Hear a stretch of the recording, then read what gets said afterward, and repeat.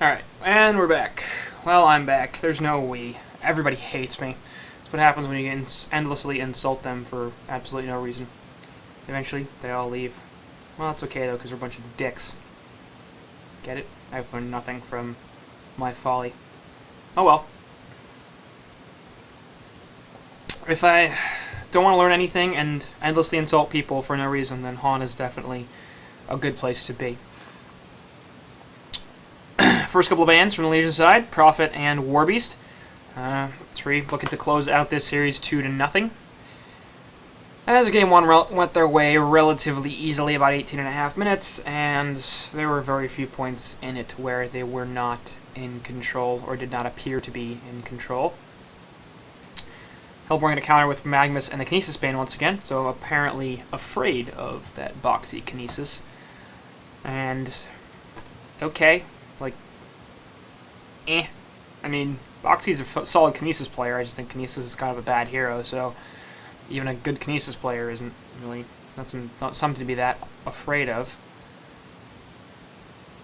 And it does leave Swiftblade and Cthulhufen open. Fusen electing to go for the first pick Glacius. I guess because he figures I'll just pick whichever of Swiftblade or Cthulhufen's left, but he could have had his choice, and instead he allows Night Ray to pick up the Swiftblade, and then he turns that into a Cthulhufen pick, which is good. I mean, Cthulhufen's still a really good hero, and I probably would have actually picked him over Swiftblade. He's probably the biggest cancer hero in the game right now. But either way, ends up getting a very strong hero, and Solstitor, who's really burst on the scene the last couple of cycles, has a very, very high win rate. People have not really figured out how to deal with him. My personal guess is CC items and early pressure. He's very, very squishy. He has no escape mechanism. He has no stun. He has no slow. So if you can shut him down in lane, which is hard, but I think with a dual lane, you can force another hero to dual lane with him, which he's not the greatest dual laner in the world. And if you continuously gank him and focus most of your efforts on that, then maybe that'll deal with it. But, I mean, a good team will know how to protect that hero, so not exactly just a matter of, oh, duh, this is how you do it, idiots. And Balthazar, definitely a Balthazar hero. Obviously, they do like to run those 4 protect 1 type strats on Willowkeeper's side. And Balthazar, a very good player when he gets his GPM up, tends to win games quite easily. Hellborn side, of course, with Parasite and Pebbles on top of the Swiftblade, so a lot of burst magical damage, especially from Parasite and Pebs. Swiftblade with Swift Slash is going to provide some more bursty physical type damage. But, well, bursty-ish. I don't know, it does its damage in iterations, so it hurts, but it's, yeah, oh well. Anywho, they've managed to pick up 3 cores so far, so we're probably looking for a Suicide and a support in the last 2 picks. They definitely could still go Suicide, Swiftblade, and run another short laner.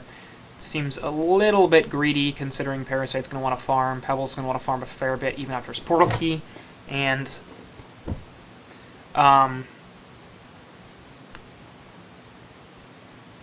so picking up another short lane hero that has farm requirements is a bit sketchy. I mean, maybe if you do something like a Hag, you can say, we are going to get good early farm on this Hag, we can dual lane the Pebbles mid, and then Pebs can, you know, start to gank, Swiftblade can get the short lane open for him, Hag can maybe gank if she can find opportunities, and farm if she can't. That would be solid. Puppet Master could fit a similar theory. A couple of strong laning heroes that have that option available to them. Past that, I don't know. Dark Lady seems a bit greedy. Gemini would seem a little bit greedy. A lot of heroes that can short lane solo, but maybe need a little bit more to get going. And so if you put them in a lineup with this many other farm-dependent heroes, then it's going to require some pretty intense and intelligent, coordinated farming. Otherwise, things could go bad very quickly. That's why I usually leave myself a buffer, because I don't have enough to talk about. We don't have other people to bullshit with. But we managed to start the second banning stage with Empath, Dr. Repulsor. Now we're betting on 3rd ban from Willowkeeper, who's using quite a bit of extra time. Torture will be the last one. So a couple of hard supports taken out, as well as the Doctor. And they, again, that would probably be another solid choice. Obviously, Doctor, a decent enough laner as a soloer, and then he can hit level 6, he can start to gank, or he can move around the map and farm in slightly more dangerous areas. So that would have fit their lineup fairly well, I think, as on their core if they wanted to run the Suicide Swiftblade. Hellborn's going to ban out Riftwalker, Kraken, and Flux. Kraken, a very good Kraken player, so that makes sense. Riftwalker has had a lot of really good performances for Willowkeeper, and so then that makes sense in and of itself as well. Flux is going to be the last ban because hey, why not? And that'll lead into a Drunken Master pick for Willowkeeper, which is awful. Just bad. Like, don't do that. He is technically the second lowest win rate with at least 10 games, but that's only because Ravener's only played 10 games and is 1-9 in those games. Drunken Master is like 25% win. It's really bad in like 25 to 30 games, which is not an insubstantial amount.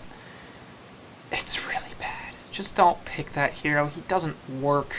I mean, maybe he'll work here because NR are at 3/5 of their top roster, but just, it doesn't, I don't know. It's going to give them the physical damage, which is good, but Soulsteel is going to give the physical damage too.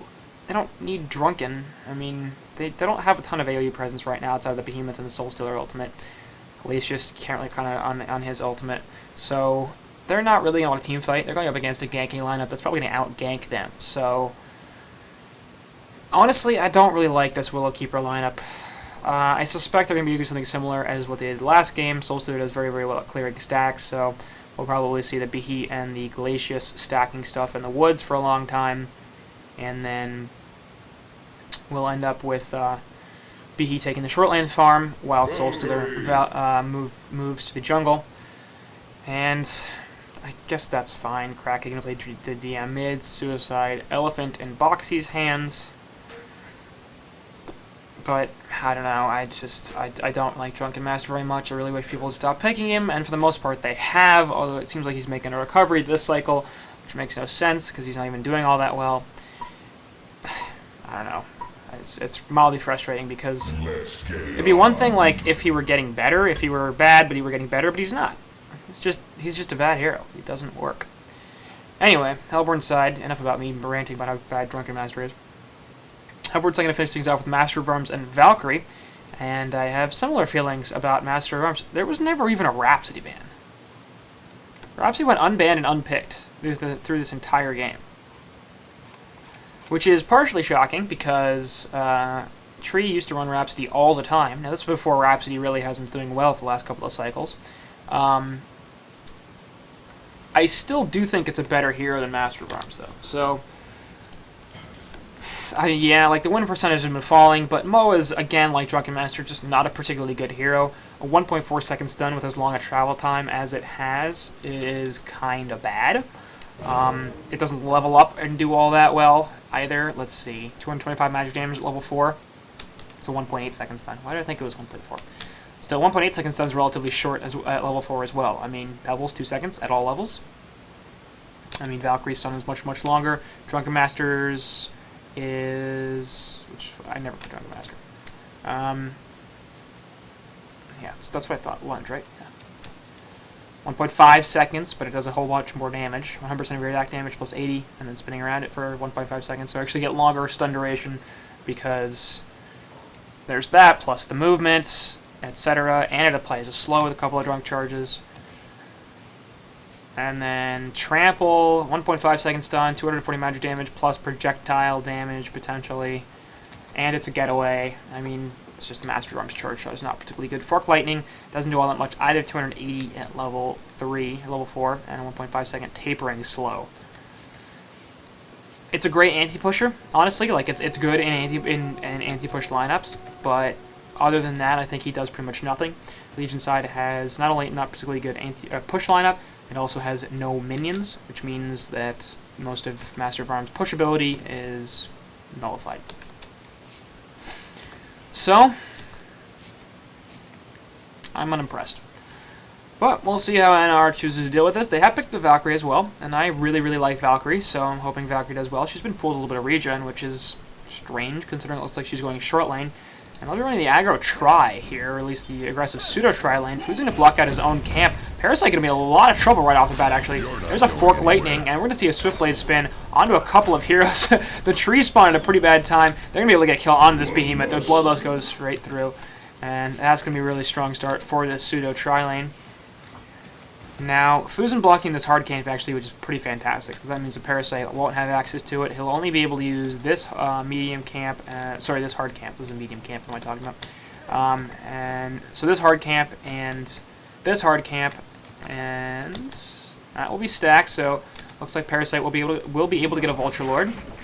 And he's already pretty low, though, and this is going to run out pretty quickly, so we'll see how he chooses to use it. He's going to drop the Snotters and drop a Tornado, so that's probably the most efficient use right there.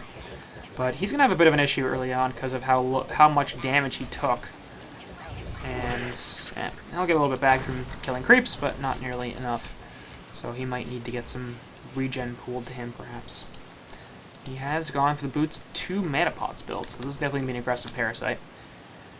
And there's 1 mana pot used. And it did not get knocked off? I hope not. We'll see. Either way, looks like Willowkeeper will say, you can tri-lane, you want to tri-lane? We can tri-lane too. Got Behe Glacius, 2 strong tri-lane heroes, and Soulstealer with plenty of damage as well. So, should be a decent enough situation for Willowkeeper, and I'm generally not a fan of tri-lanes in this situation. It's perhaps a little bit better than most, but the best situation is when you're running against opposing tri-lane. The problem is, of course, that you can then run a suicide middle lane. Kraken could be in some trouble. He's going to have to get back. He might just turn this on Parasite, actually. Yeah, he's going to try to kill... Alright. That's the thing that happened. And anyway, top lane, we got Voxy on the Cthulhuphant going up against the Valkyrie. And Cthulhuphant already at 303 gold per minute. Valkyrie at 160. This shouldn't be possible. And he's just going to chase Valk down with a Mach, because he's got a Mach. So Valk has pulled regen, and probably should just be sitting there and spamming auto attacks in the Cthulhu's face, because, you know, he's still got 5 more tangos and a health pot. I don't know. Yeah, that Parasite killing weird in the middle was strange. Bottom lane, Glacius going to be in a lot of trouble. We'll get Spin on, and he's going to be in a lot of trouble, and he will die, in fact. More than a lot of trouble. Demon Hands coming through from Soulstealer. Looking for 1 more. He's not going to have it, though, so Swift Blade will get away. Not really sure where Behe was during all of that. I guess sacking the pull, but I took that opportunity to go out and kill the Glacius. They do have a ward here, so no one Behe is stacking. And, of course, that's going to give them a lot of information as to when to move over and try to kill him.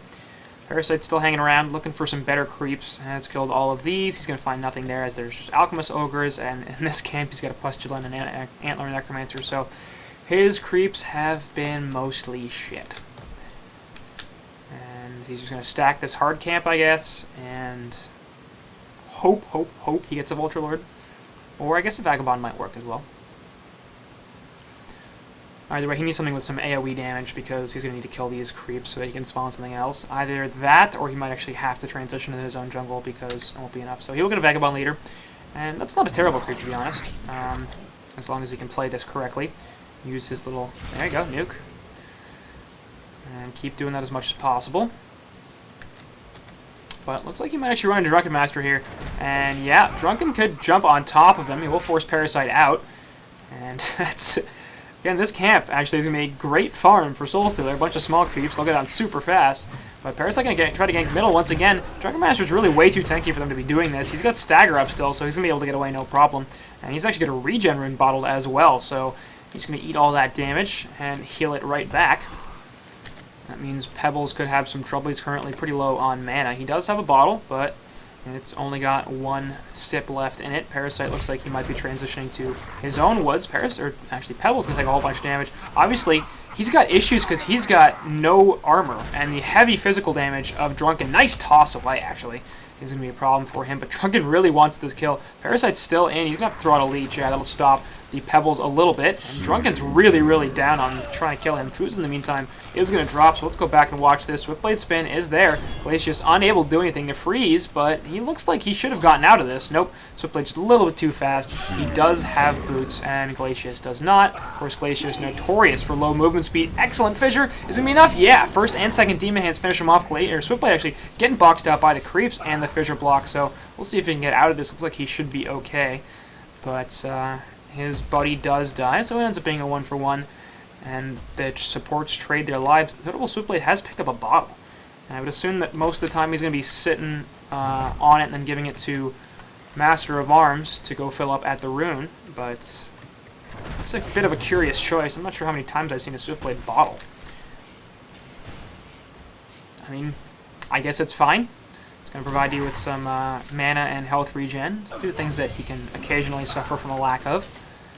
Especially if he's using his spin consistently to try to kill things. And they will get the Fort Lightning. Top lane, actually, Boxy manages to pick off the Valkyrie. So let's go back and watch this whole thing. Very, very low on health is this Valk, and she does not have enough time to leap. Maybe the charge forward. Nope, just the auto attack.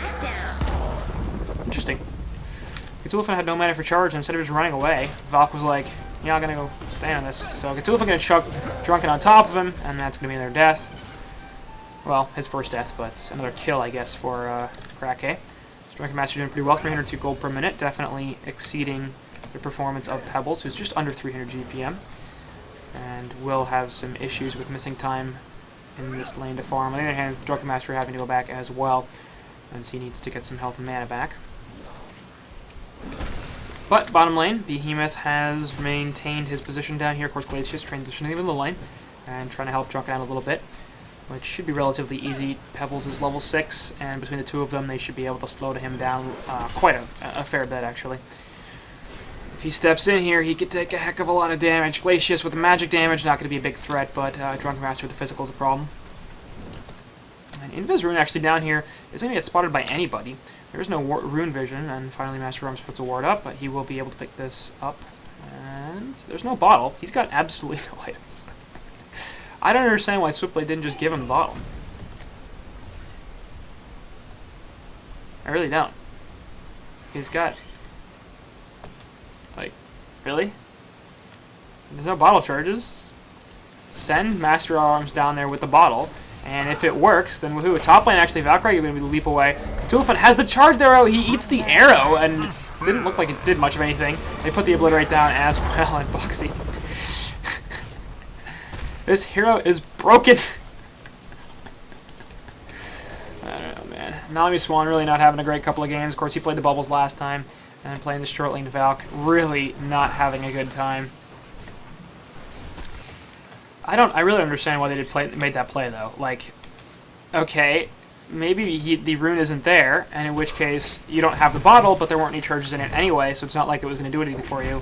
If the rune is there, it prevents you from having to walk down and use it, which was the entire point of having Master of Arms do it. Anyway, middle lane, Pebble's going to drop the stun onto Drunken, but he's going to try to get away from this. Looks like he should be okay for the time being. He's got the Untouchable up, going to be eating the stun, but actually no.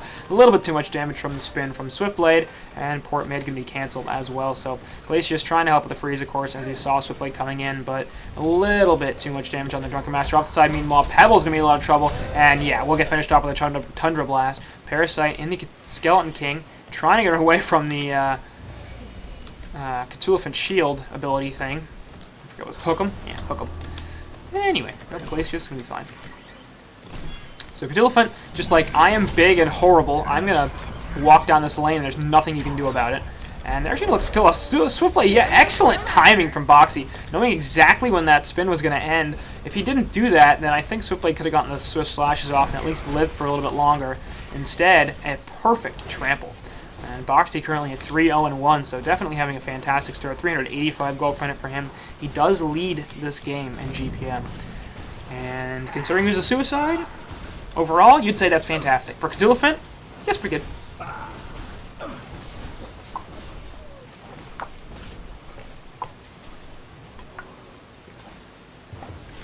Alright, I prepared myself with a little bit of water, so I don't know if you can hear that or not, but I did take some sips of it. So this game a little bit different from the last one in the sense that they haven't really let Behemoth sit here and farm this bottom lane, and for good reason. He would get destroyed by this Swiftblade, so he's just kind of hanging out, helping Soul Stealer a little bit.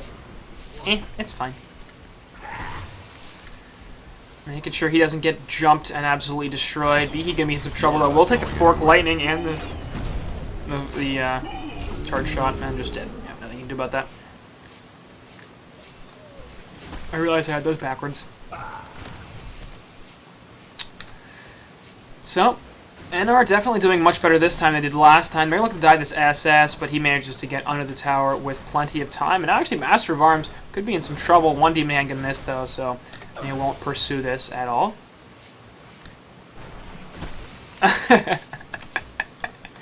Yeah, I guess you could hear that then, huh?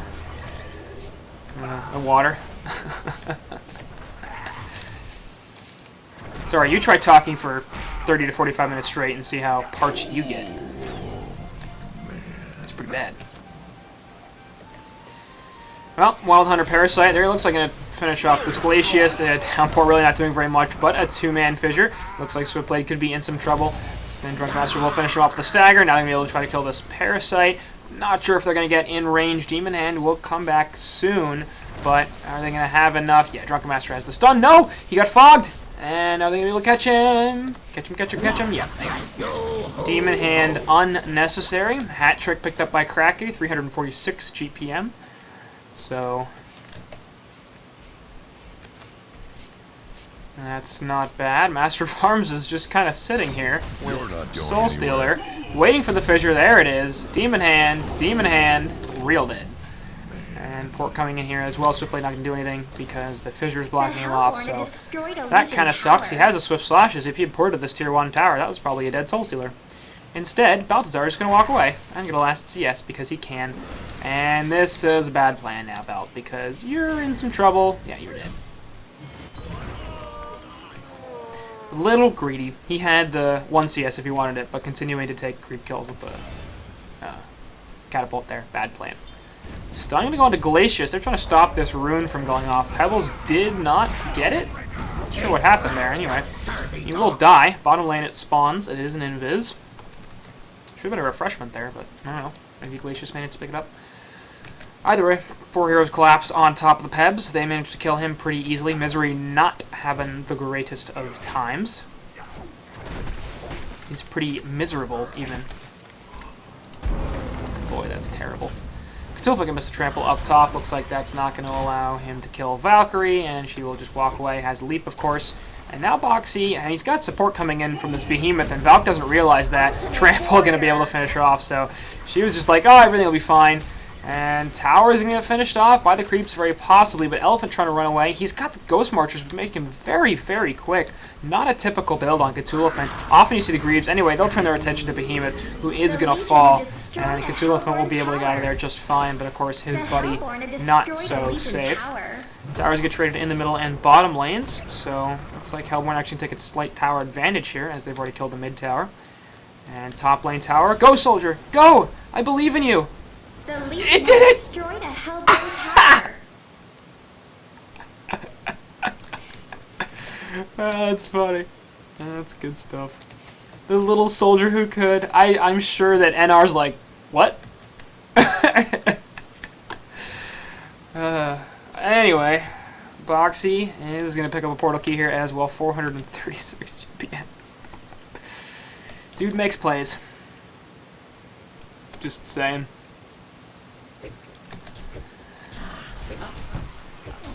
And Invis Drunken, they're going to look to cut off this Valkyrie. That Invis rune is going to last for another 10 seconds. Enough time for Box to get over here because he does have a portal key, so they're just going to jump on top of this Valk. There it is. There's a trample initiation, a couple of auto attacks, and yeah, real dead. Boxy taking that kill because he's just a kill-stealing bastard. 450 GPM for him now. Fissure's still going to go through from Behemoth at some point. Yep, it's going to lock down Mr. Pebbles, and he also gets slowed. Glacius the nice dodge with the Stalagmites. The rest of the team is here. So that's a 5-man gank onto Misery, and they're really not interested in letting him do much of anything. He has picked up the portal key, so ideally he could get something done, but realistically that is not happening. 15 to 8 hero kill advantage for Willowkeeper. They're going to group up at least somewhat in this middle lane. Let's take a tier 2 tower out. And 2 heroes in Behemoth and Cthulhu are heading bottom. There's a Word of Sight down here from Nightmares, but yeah, you're not going to survive this, Master of Arms. You will stun out the Cthulhuphant, and here comes Swiftblade. Master of Arms is definitely dead. There goes the Fissure to finish him off. They're also going to put the Ultimate and the Trample onto Swifty. The Swift Slashes are there, and actually saw it bounces all onto Root, but not enough damage. They also managed to kill him, so a couple of more nice pickoffs for Willowkeeper. They also managed to take down the Tier 2 tower, and they'll get a counter ward, so if you're Night Raid, you gotta be like, well, shit.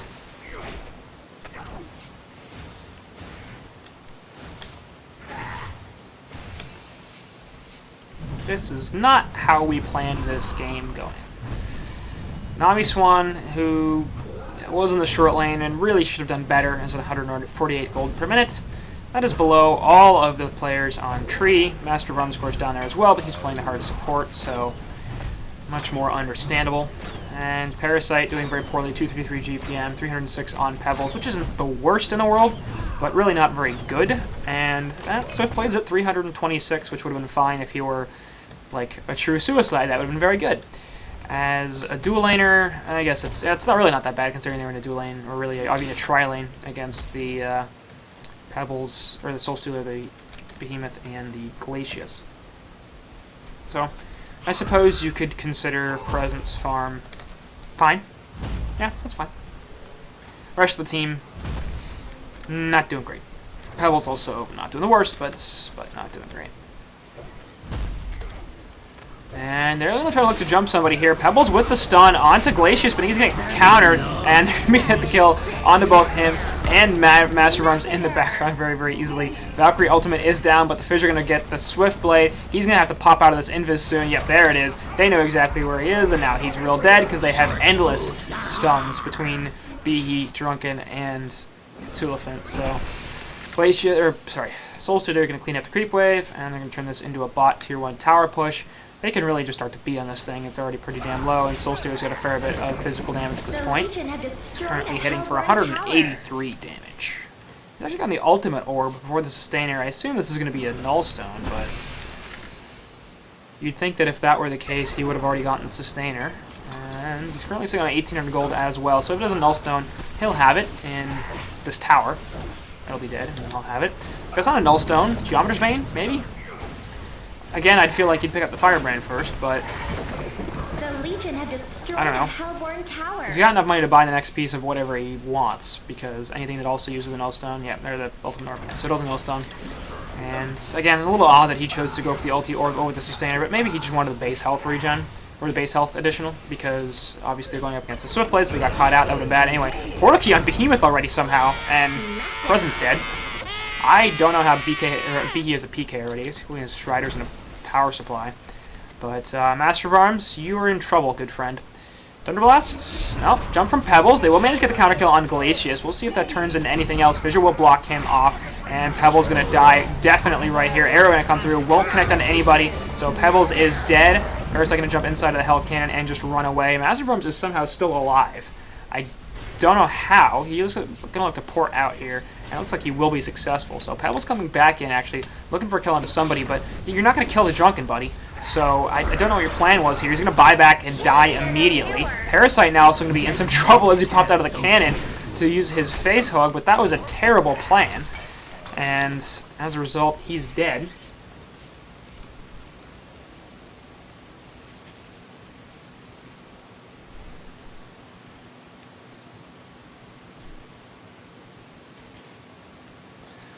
Sorry, got a bit distracted.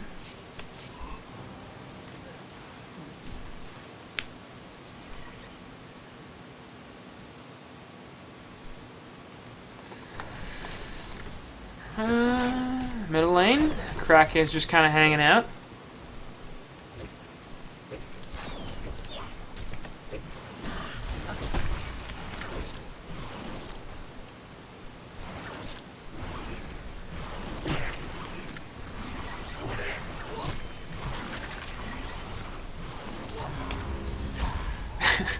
This game indeed. Yeah, 24-9 hero kill advantage here for Willowkeeper. I mean, they've got 17.5k gold, they got 18.5k experience. Boxy's 9-0-7. I don't know why NR is still in this game, but they are. And as long as they are, they have a chance to win, technically, because it's possible that the entire willowkeeper team could DC at the same exact moment. And I'll be able to kill off Parasite really easily. Arrow totally dodged. There goes Master. This is about how much excitement I have left in this game. I'm just like, alright, more things are dying. Tree has 26 hero kills in 20 minutes. Fun, action-packed. At least they're not just sitting back and passively farming and losing. They're actually killing stuff and dying. But, looks like Willowkeeper's about as sick of this series as... Well, I'm not sick of it, to be fair. You know, so fair enough, good HoN, whatever. But, they're just like, look, if you're not going to win, if you're not going to concede, then we're going to win. Because this is just pointless, so... Be a pretty easy tier 3 tower kill. They won't deny it, and Pebble's gonna jump on top of the Drunken, and an arrow right in his face, but a tablet away. Will they be able to kill him? Yes, they will. Champion Heroes. Meanwhile, Ro8 and Belt explode onto everything. All things are dead. Cthulhu is cleaning stuff up in the background, and I mean, they just all exploded. Drunken Master bought back too, just because why not? Yeah, they're calling a CC vote, so that should do it. Looks like we'll be wrapping the series up relatively easily. Between the two games, I think we spent less than about 40 minutes so far, although if we hit 24 seconds, yeah, it's 40 minutes. So, yep, just over 40 minutes for the two games of actual play time.